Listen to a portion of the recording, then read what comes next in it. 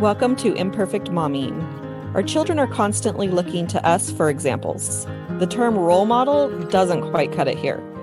We are shaping their worldview with every move we make. You see, it's not in the lectures we give or moments where we are actively attempting to teach them. It's in the micro movements we make, the unconscious ways in which we navigate life. We are constantly teaching our children how to show up for themselves, their friends, their future partners, and even their future children. So what can we do to ensure we are raising thoughtful, compassionate, self-aware human beings? We have to become them ourselves.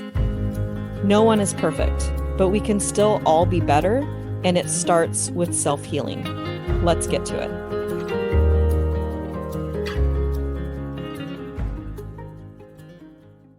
Welcome back to Imperfect Momming, and we have a very special guest today. Sabrina, go ahead and introduce yourself. Hi, my name is Sabrina Magnan, and I am a holistic health coach who helps women, primarily women over 30, heal their relationship with food and stop the chronic yo-yo dieting and finally establish a healthy and sustainable lifestyle, both for themselves and for the people around them, so that they can become that role model, that positive example of those positive habits that are going to serve you to become just a healthier and better version of yourself. Absolutely. And the lessons that, or the way that we behave is how we teach our kids, essentially. Is, you know, it's like they're watching the show, they're not listening to the lecture. So this is actually interesting that it's part of my journey. I've been on a weight loss journey for how old am I? Just kidding. Where I've been really serious about it, I would say for the last 3 months or so. And one of my big struggles is emotional eating. Is that something that you deal with a lot? Oh, 100% it is. It is all wrapped up in this neat bow of what is our relationship with food, and emotional eating definitely comes to play in there. So I was trying to figure out like when I started emotional eating. And at one point I thought that, you know, that wasn't what I haven't been doing that since I was a kid. It's totally a new thing. Like when I was 22 years old, I got married, and I married a chef, and his, his self-esteem was attached to how much food I ate. Mm-hmm. And so I would, as the people pleaser that I used to be, I would eat in order to avoid fighting. I would have seconds and thirds. And up until that point, like, he was the one that coined the phrase that I eat to live, I don't live to eat. And so that's kind of where I thought about it. And then I was using my weight loss app, and it was asking me questions like, do you eat when you're bored? Or do you eat when, I don't remember all the questions, but it determined that I was an emotional eater. And I was like, oh my gosh, like when I was a teenager, I would just be sitting watching TV and think, I'm bored. What can I make? Right? Yeah.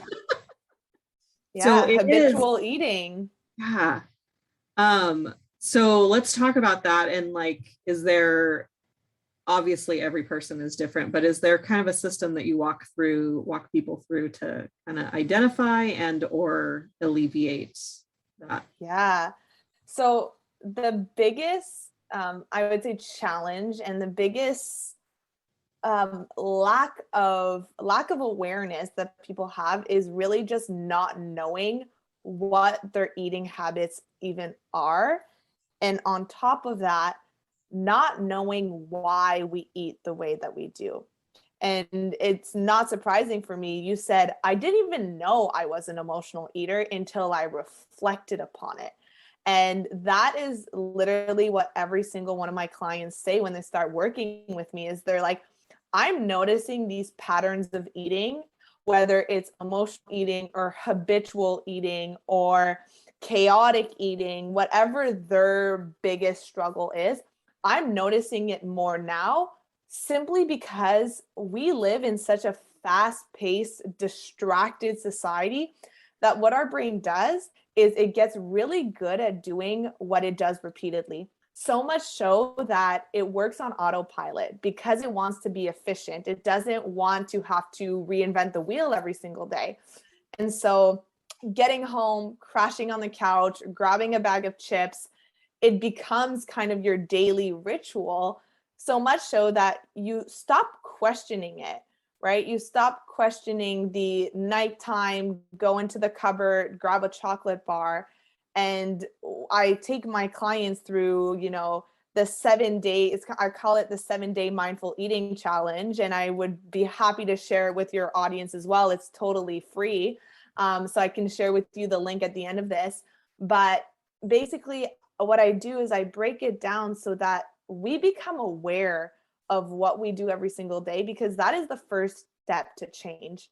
The first step to change is awareness, and awareness about why we do the things we do and how we eat, instead of what most diets will do, which is focusing on, this is what you do right now, you're eating junk, this is what you're going to eat instead, and then missing the mark on what actually is needed to make those changes possible. Yeah. My boyfriend and I both have the same struggle with wanting to lose weight, and his idea was to join this essentially Weight Watchers type thing, but not, but using psychology and weight loss. And I'm a total head psychology nerd. Like, I love understanding and learning how the brain works. And so I started this program that was his idea, and he still hasn't. But when it's funny to listen to him say, I just have to cut out all the sugar, and I have to cut out all the this, and I have to stop doing that. And it's like, the reason that you're not doing it is because you don't want to be restricted. That's part of his makeup, is this not wanting to be restricted. And for me, I'm on a 1,200 calorie diet, and it doesn't feel like restriction to me. It feels like I'm choosing this instead of this. And when it turns into a choice instead of this restriction, it's a totally different thing, because I do not like being told what to do. Yeah. And it's funny because I always tell my clients before we start working together, I am not taking any food away from you. This is the furthest thing from a diet. You're not doing this to go hungry, because that's not sustainable. And if you've been told your entire life what you should or shouldn't eat by the diet books, by your neighbor, by your coworkers, and guess what? That hasn't worked until now. So how about we put the power in your hands, and I'm going to guide you, and I'm going to facilitate those behavior changes. But if I'm going to tell you, give you a meal plan and tell you exactly what to eat, you're going to want to rebel, and you're going to end up binging and going against what anyone is telling you, because then I'm invading your boundaries. I'm taking your autonomy and your independence away from you. And that is never going to work for the long term. Mm-mm. Nope. I don't even like meal planning because part of my emotional eating is like, what do I want to eat today? Mm-hmm. Mm-hmm. So the meal plan takes that away. So do you have, tricks to mess with my mind? Yes. So I'm really curious. Have you noticed that you mentioned that you've been on this weight loss journey for about 3 months now? Have you noticed the emotional eating has decreased? Is it still present? How are you there? I would say that it's decreased, but I'm also a social eater. So when my boyfriend says, hey, you want to go to Chipotle? I don't really want Chipotle, but he wants to go. And so I want to go with him. And it's this social thing that we do. Like maybe the beginning or the entire time of our relationship has been like, food is the fun thing, especially during COVID. It's like, there's not a whole lot we can do that doesn't require us to wear masks, and wearing masks isn't fun. And so it's like, but we could go out and eat, and not have to wear a mask. So I think it's a little bit of that. Like there's a lot of connections that I notice. What I decided to do today, and I didn't know this was your field of expertise, because this is the first time that we've talked, and maybe we had a text conversation before now, but I don't remember it.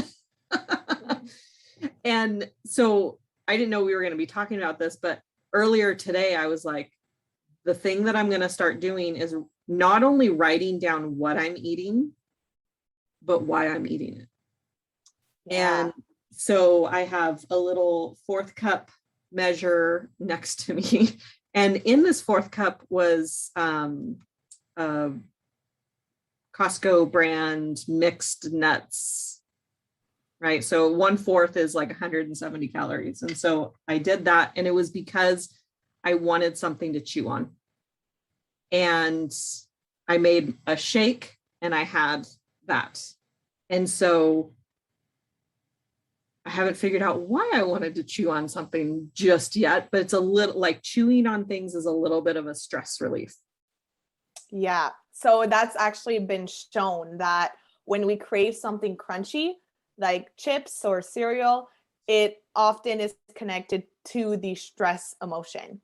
And that's exactly what I do with my clients is I connect the dots, because we gather information together, and I look at all that and I see patterns, and I start noticing, every night, if you have a very, let's say, light breakfast or a light lunch, there's going to be two things at play for emotional eating. There's going to be the biological factor, right? Are you craving carbs? Are you craving sweets because there's something missing in your diet? Maybe you're not eating enough. And then there's going to be the emotional factor. Are you lacking ways of coping with certain emotions that don't involve food? And I'm not a believer that food is simply fuel. I do absolutely believe that food is emotional. You celebrate with food, you get to be around people, and it is meant to be enjoyed. It absolutely is meant to be enjoyed. And so it's funny when you were mentioning the measuring cup, I don't believe with my clients, I teach them to get rid of any dieting tools. So measuring cups and food scales, calorie counting apps, because your body has an internal portion control. And what you're doing when you're following the recommended portion sizes, which are universal, it's so like you've got 8-year-old boys and 50-year-old females who are following the same recommended portion sizes. So what you're doing there is you're not listening to your body, and every body is individual, and every body is going to need something different. And just because you needed 1,200 calories yesterday, maybe you're going to need 2,000 calories today. And being able to stop relying on all these external factors of measuring cups or what people are telling you should be eating, and being able to reconnect to what your body is telling you, it's so much more sustainable for the long term. Because when you go to the restaurant, or when you go to the all you can eat, vacation, or when you're traveling, the only thing that you will have no matter what is your own body. You're not always going to have the apps or the measuring cups. And I want to teach people how to be independent in their eating, how to be autonomous without having to rely on anything, anyone, any plan, if that makes sense. I actually love that so much, because I think probably the most annoying thing about calorie counting is that if I go to a restaurant, I have zero idea how much calories is in this meal.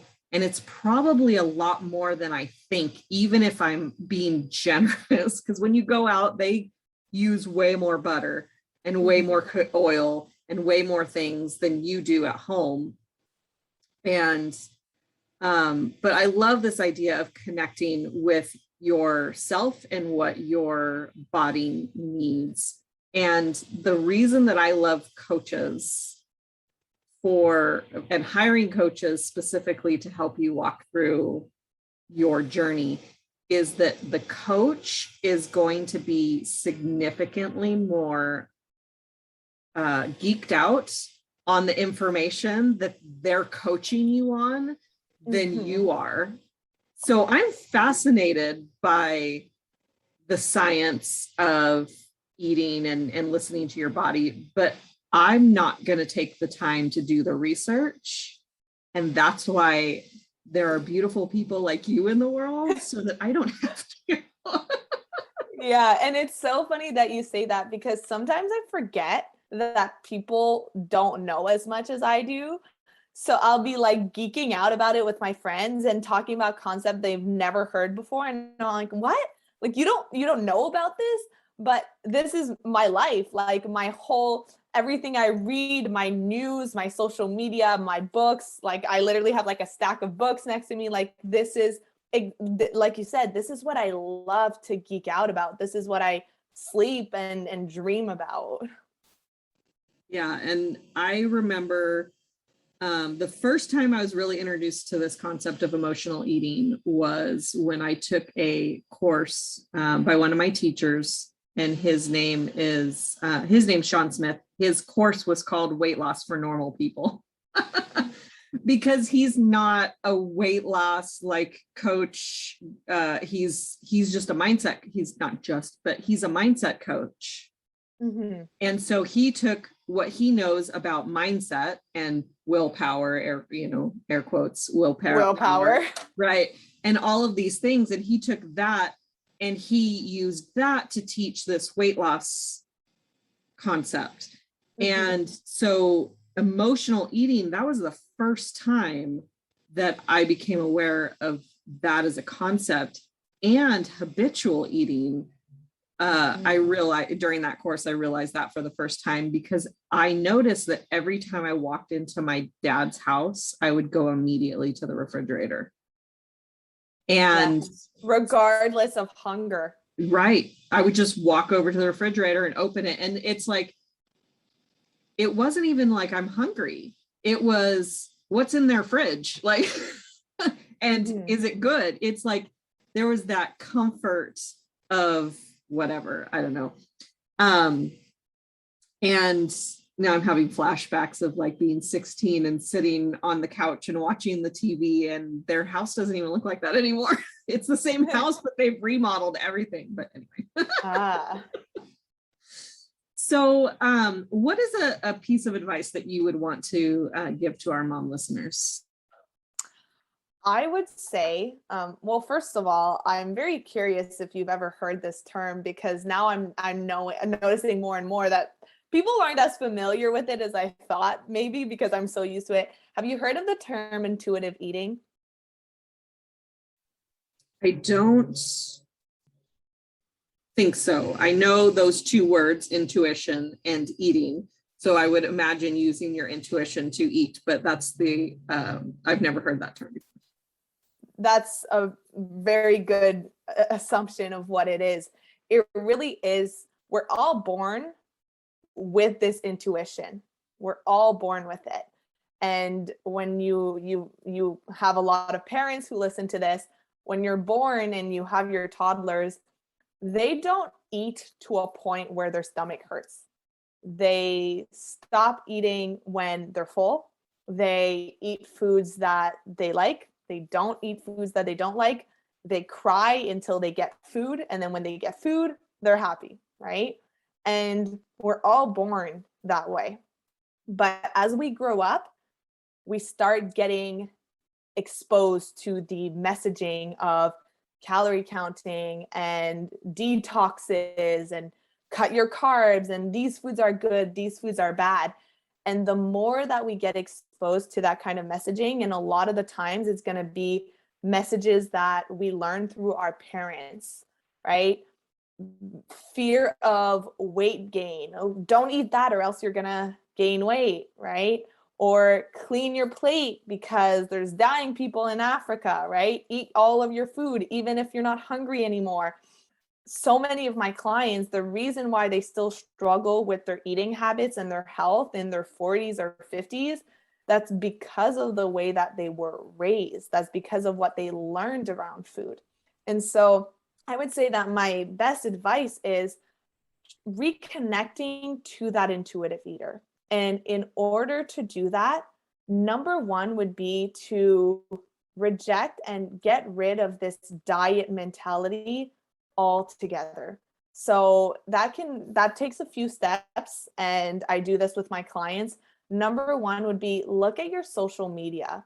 Do you follow a lot of keto or intermittent fasting or Instagram influencers who make you feel worse about yourself, who make you feel like you're not doing enough, like you are not enough in the body that you are right now? And tune in on your energy around those accounts. And I would say that if you can, unfollow, delete, block those accounts, and surround yourself with accounts that make you feel better. Because if we don't care and love our bodies, we will not want to treat it properly. We don't take care of things we don't like. It's as simple as that, right? If you have an old pair of pants that is ripped up and there's holes, you're not going to treat it properly. You're not going to take care of it properly. The same thing for our body. And a lot of the clients that I work with, they come from a place of self-hatred. They hate their bodies. They're low confidence. And so, of course, they have a hard time taking care of their health because they don't see themselves as worth it. And so when you realize that you are worth it, your family is relying on you to be healthy, is relying on you to show up and to implement those good habits and be that example of someone who has a good relationship with food, who doesn't diet their entire life. That is so important, and taking care of your health now and not waiting until your kids are 16 and developing those same habits that you have. It is so, so important. Yeah. And I never understood how, me cleaning my plate has anything to do with starving children in other places of the world. Like, are we gonna, if I don't eat this, like if I eat this, how does that help them? And if I don't eat it, are we going to package it up and mail it to them? Yeah. Like it's anyway, but it is unfortunate though, because so many people, they'll use their own body as a trash can because they don't want to waste that food, or either way that food is wasted. Whether you put it in your body or in the garbage, something is being used as a trash can.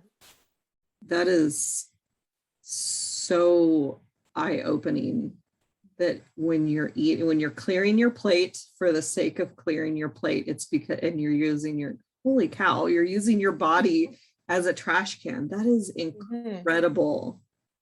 Mm-hmm.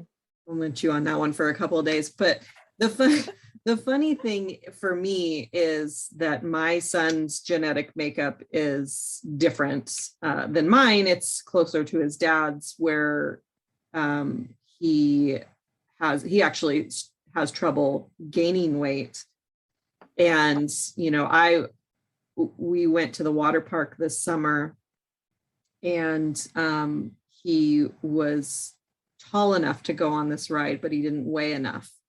And so he needed to gain 8 more pounds in order to go on this ride. And so the next day he just shoved the food in, ate his entire bowl of cereal and drank the milk. And he goes, "Mom, I feel like I'm going to puke." And I'm like, yeah, because you don't usually do that. Like you usually stop when you're not hungry anymore. So it's interesting to teach him proper eating habits in order to gain weight while I'm retraining myself to lose weight. Yeah. And I would also say a really good piece of advice as well for anyone who's listening who maybe their main goal right now is weight loss, is the best way to actually start taking care of your health. Because most of the time, yes, weight loss is a goal, but most of the time it's about being healthy, right? It's about being healthy and having that energy back and sleeping better and having good habits. And actually, the best way to sustainably get healthy is to take the focus away from weight loss. So I ask my clients to get rid of the scale if they can. They don't weigh themselves weekly, they don't weigh themselves daily, because that is also a tool that disconnects you from your body. You get on the scale, and whether it's a good number or a bad number, it's going to have those outcomes of either, okay, great, I'm doing so well, maybe I can treat myself to a piece of cake tonight. Or I'm doing so well that I just got to keep doing what I'm doing. Even if I'm starving, even if I don't feel well, I got to keep doing what I'm doing because the number's reflecting it. Or on the other side of the spectrum, if you see a number you don't like, you either will restrict even more, which usually ends in a binge, or you end up feeling so bad about yourself that you're like, well, none of this is working. I'm going to throw in the towel and I'm going to eat all the foods because what's the point anyways? I've really never done any of those things, not once. Never. I'm a little sarcastic. That was the cycle that I was in for so long, where it was like my focus was, and like I would restrict for literally 3 days max. And if I didn't see the movement that I wanted, I would binge. And if I did see the movement that I wanted, I would reward myself by binging. Yep. So that's why we think that the scale keeps us accountable and it gives us a false sense of control, when actually it's probably the thing that hinders progress the most, because you're focusing on external ways of accountability and external ways of measuring your progress. And you're disconnecting from what your body is actually telling you it needs. And your body is so smart, but we stop listening to it. In every way, shape, and form. Yeah, exactly. So is there a book that's been really impactful for you on your personal development journey? Absolutely. So it's been impactful for me. It's been impactful for anyone who struggles with the relationship with food or yo-yo dieting, or exactly what you just mentioned, like restricting and binging. And it's called intuitive eating. So it's the whole concept. It's two nutritionists behind it. And so it's by Evelyn Tripoli and Elise Relsh. And I recommend that everyone reads this book. I really think that this book should be in the hands of every little girl and every little boy in elementary school before they start hearing about the diets and, going on social media. It's so informative. So I would say that is at the top of my list. Yeah, I'll probably have to check that out, because I think that's a good, sounds like a good topic for sure. Mm-hmm. Absolutely. Where can our listeners find you? And the freebie that we're talking about. Yeah, absolutely. So I will share my link for the 7-day mindful eating challenge. So they can go to sabrinamagnan.com/mommying, and they'll be able to find that challenge. And they can find me on Instagram at sabrina.magnan.health, or on my website, which is just sabrinamagnan.com. Perfect. And do you want to spell your last name just for people that don't want to read the show notes? Yeah. So it's Sabrina and then Magnan, Magnan. It's French. Yeah, I love the pronunciation of it. It's really pretty in spelling and pronunciation, but they don't match. Just like my name doesn't match. Yeah. So, well, thank you so much for coming and pouring into our guests and into me and challenging a lot of the things that I felt like I knew. And I'm always open for being challenged. So I appreciate that. Yeah, thank you so much for having me. Absolutely. So we will have another episode of Imperfect Momming for you next week. And until then, keep healing. Bye.